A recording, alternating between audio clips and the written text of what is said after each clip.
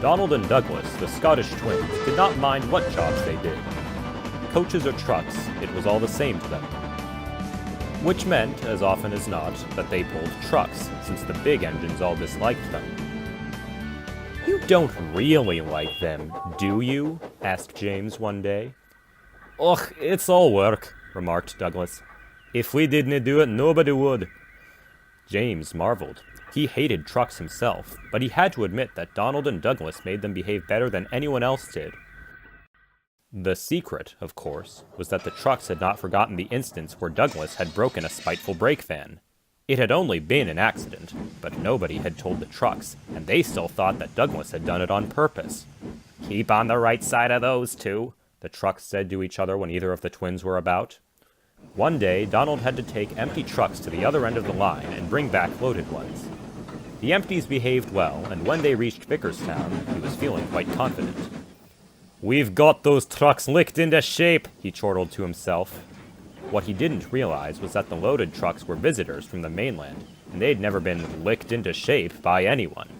"What's this?" they screeched when Donald backed onto them. "We want a proper engine, not an old-fashioned steam kettle."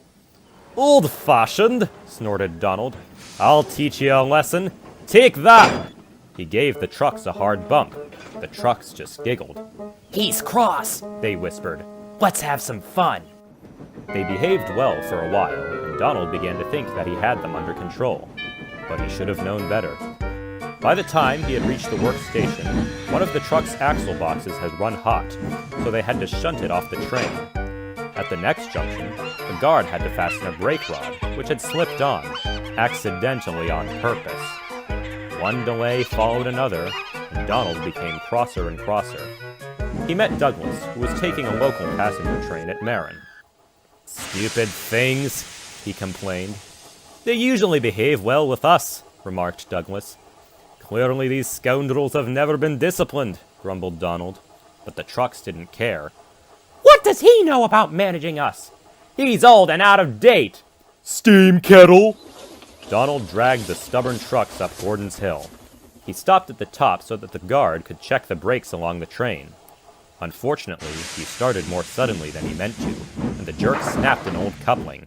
The last few trucks had been left behind. They were already a little way down the hill when Donald's fireman looked back and noticed what had happened. The remaining trucks were gathering speed down the slope. "We've got to keep ahead of them, Donald. Quick now! There best not be anyone at the platform at Willsworth." "But we have to stop there to let off some of the trucks," objected Donald.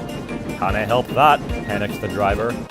"We'll stop even earlier if those trucks catch us, 'cause they'll knock us off the rails." "What are we waiting for then?" cried Donald, and put on speed. It was touch and go for a while. If it hadn't been for the brake van, Donald couldn't have kept ahead. But he managed it. Just.